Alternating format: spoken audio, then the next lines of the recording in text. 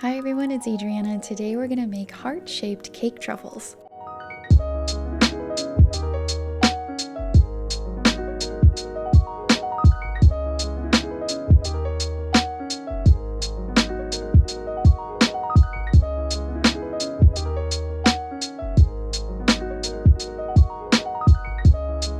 We'll be using the geometric heart mold and making two different fillings. I like to offer you a little bit of variety with these baking projects. So the first one is going to be a very classic cake pop or cakesicle filling using leftover red velvet cake and vanilla Swiss meringue buttercream. The second filling doesn't have any cake in it at all, but it's a peanut butter filling and it's my family's favorite filling for these types of desserts. And if you love Reese's peanut butter cups, you're going to love this homemade version. All right, first up is the red velvet cake truffle, and we're going to start with the filling first. In a large mixing bowl, add about 300 grams of your favorite cake. So I'm using red velvet cake here that I baked. You can use leftover cake cutoffs from other projects, and I often keep my cake cutoffs in a really tight zip top bag in the freezer for a couple months, and then you can use it for stuff like this. So using both your hands, you just want to break the cake into really small crumbs like this. Now we need something to bind all of the crumbs together, and my binder is Swiss meringue buttercream. I also keep this stuff in my freezer because it's so easy to make a large batch at once and then keep them in little deli containers. So what I'm doing is adding 30 grams here, and I'm going to mix it all together and see what it feels like. Now I've used my cake recipes all the time for cakesicle filling, and I know that with my cakes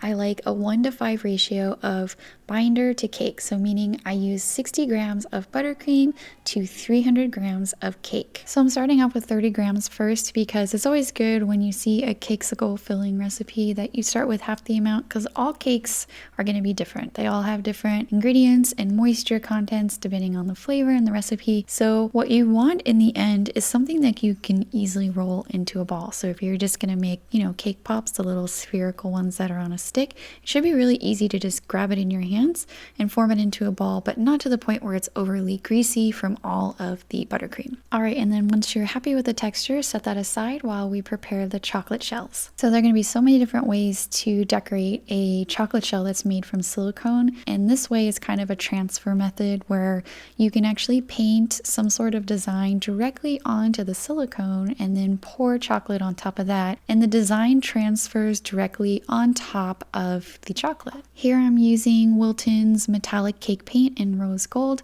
and I'm just lightly brushing the inside of each heart cavity. We don't have to do anything different because we painted the inside, so just go ahead and pour in your melted chocolate. And this is Merkin's dark compound chocolate, and you want to budget about 1 ounce of chocolate per cake truffle. So one cavity is going to give us 1 truffle because we're not going to sandwich 2 together like we do on the heart hot chocolate bombs. So about 6 ounces of melted chocolate of your choice. Then go ahead and use a paintbrush to bring the chocolate up to the sides. Flip the whole thing over and dump out all of the excess chocolate. Then use a flat knife to clean up the edges. So this is something you're going to pay a little bit more attention to than when we were making hot chocolate bombs, because we're building inside this. We're not going to do an extra cleaning step on a hot pan to melt the edges. So the cleaner you are with your edges here, the sharper your edges will be when you remove the final product. Okay, now that your edges are nice and sharp, go ahead and place that on a pan and into the fridge for about 5 minutes. Then once your chocolate is nice and firm, bring it out from the fridge and then give another light coating of chocolate on the sides for some reinforcement.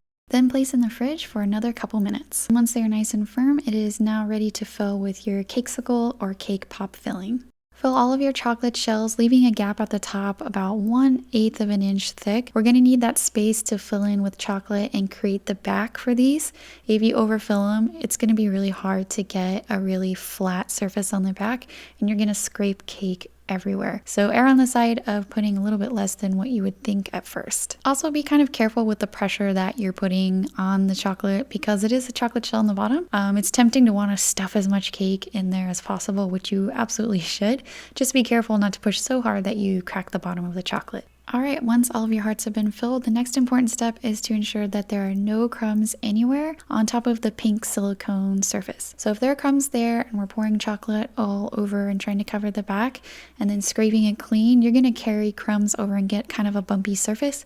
So if you want a really flat and nice looking back surface, you have to make sure to clean up all of your crumbs. Okay, so now we're gonna coat the back surface. I had to reheat my chocolate just a little bit, so about 15 seconds in the microwave to make sure that it's in a pourable state. So just just make sure that your chocolate is nice and warm, and then go ahead and pour all of the rest onto the backs of the hearts. And then to settle your chocolate, just shake the mold a little bit, and that'll cause the chocolate to run all over the back surface. If it's kind of having trouble like mine there, you can use your spatula to kind of shove the chocolate over. Now we're going to scrape all of that excess chocolate off the back of the mold. And notice here that I'm using a spatula that's probably a little bit too small for this job, so the longer and flatter one that you have, the better.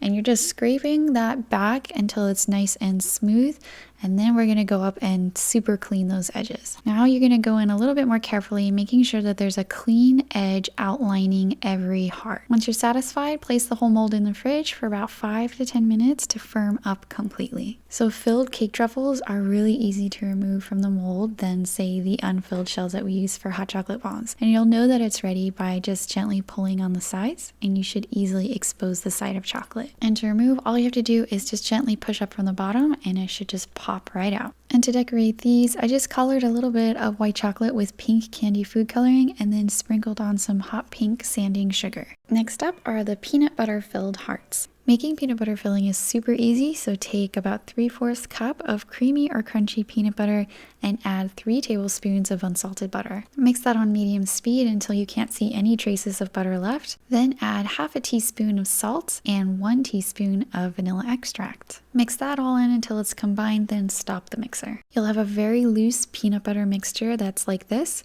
so all we need to do now is just add in the powdered sugar to add a bit of sweetness and structure. The total amount of sugar you're going to add is 1 1/4 cup, but I like to do half first, cover the mixer with a towel and mix in all the powdered sugar and then add the remainder. And at the end you have a peanut butter filling that looks like this. It should be slightly matte because all of the powdered sugar kind of offsets the greasiness of the peanut butter. It's also going to be a lot easier to handle and stuff into the cakesicle mold. Okay, so now we're just going to prepare our chocolate shells in the same way that we did earlier. The only difference here is that I didn't paint the inside of the molds before pouring the chocolate in, and I'm using Merkin's milk chocolate instead of dark. So melt your 6 ounces of compound chocolate, pour it into each cavity, and then use a paintbrush to bring the chocolate up the sides. Pour out the excess chocolate, then use a flat knife to clean up the edges. Place your chocolate in the fridge for about 5 to 10 minutes, then bring it back out and do a second coat on the sides. Back in the fridge for another couple minutes, and now it's ready to fill. So your peanut butter filling should be nice and easy to handle like this, and you just want to fill all of the hearts using the same method that we did before,